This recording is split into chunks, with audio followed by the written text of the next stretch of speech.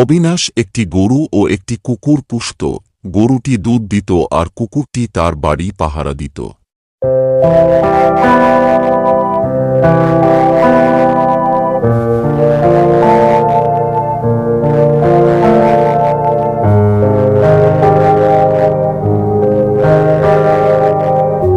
গরুটি ও কুকুরটি দুজনে খুব বন্ধু ছিল।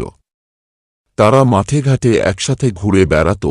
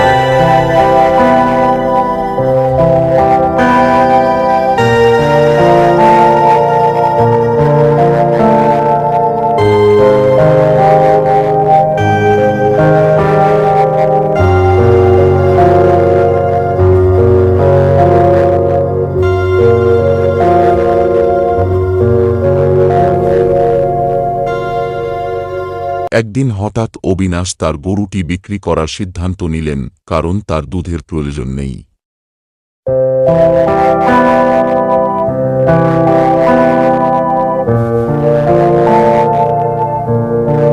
অবশেষে একদিন গরুটিকে বিক্রি করার জন্য হাটের দিকে রওনা দিলেন।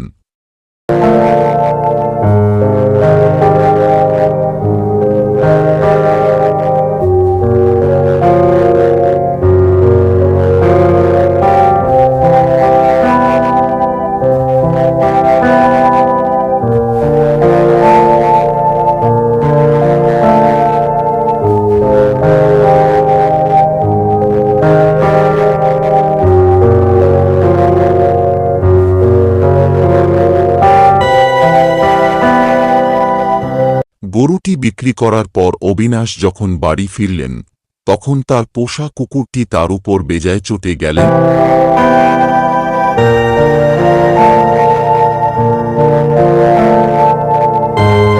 ঘেউ ঘেউ করতে শুরু করলেন, কারণ সে তার প্রিয় বন্ধুকে আর কোনোদিনও দেখতে পাবে না।